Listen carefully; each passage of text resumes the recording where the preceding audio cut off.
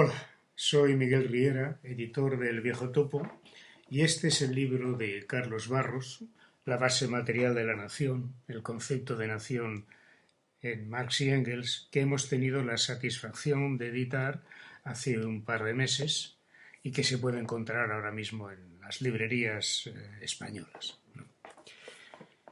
Sobre la idea de nación, de patria, hay, diría yo, bastante confusión en nuestro país, ¿no?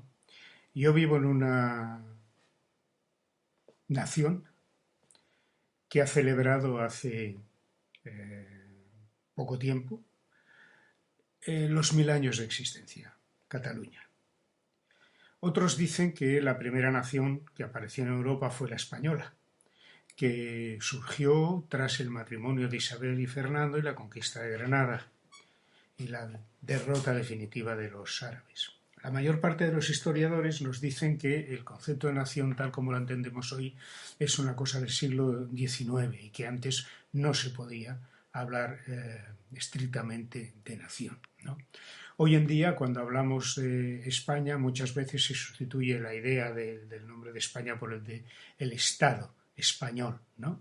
Como si el aparato administrativo del país sustituyera a la idea de patria o nación, ¿no? En fin, todo esto es muy confuso y por eso me parece un acierto lo que ha hecho Carlos Barros de ir a las fuentes marxistas originales para tratar de vislumbrar cuál es la idea de nación en Marx y Engels y aportar elementos para la construcción de una teoría materialista de la nación. Carlos Barros explora distintas obras de Marx y Engels, ¿no? Y nos aporta muchas iluminaciones, muchas, yo diría casi epifanías, ¿no? Extrayendo frases de la obra, como por ejemplo cuando nos explica que Marx y Engels nos dicen que la génesis de la clase y la génesis de la nación son procesos paralelos, ¿no? O cuando nos explican Marx y Engels o nos dicen que en la sociedad comunista se extingue la nación, ¿no? ¿En qué sentido lo dicen? ¿A qué se refieren? Cuando nos dicen que el proletariado no tiene patria, ¿qué quieren decir? ¿Que las patrias desaparecen o que son patrias diferentes, ¿no? Todo esto nos lo explica muy acertadamente Carlos, ¿no?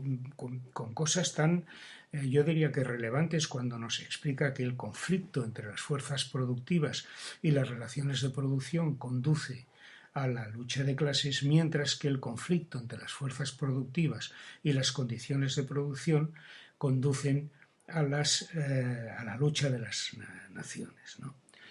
También, por ejemplo, cuando nos explica algo que de alguna manera veíamos, ¿no? Pero realmente yo creo que, en fin, la mayor parte de nosotros, legos en la materia, pues dábamos por bueno sin reflexionar sobre ello, que es el diferente punto de vista que parecen aplicar Marx y Engels, parecen aplicar al conflicto en Irlanda o en Polonia en relación con, por ejemplo, la unificación de Alemania, ¿no? Todo esto son elementos en orden a avanzar hacia esa teoría materialista de la nación de la que hablaba antes, que me parecen sumamente útiles, ¿no? A mí, desde luego, como lector, no hablo ahora como erudito, que no lo soy ni de lejos, ¿no?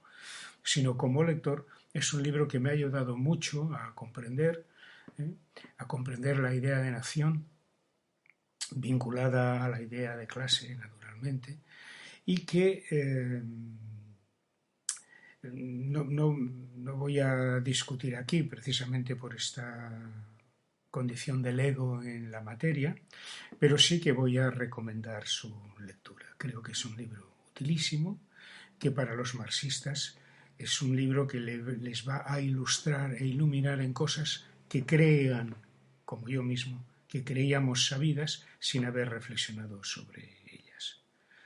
Y esto es todo lo que puedo decir y debo decir sobre el libro. Muchas gracias.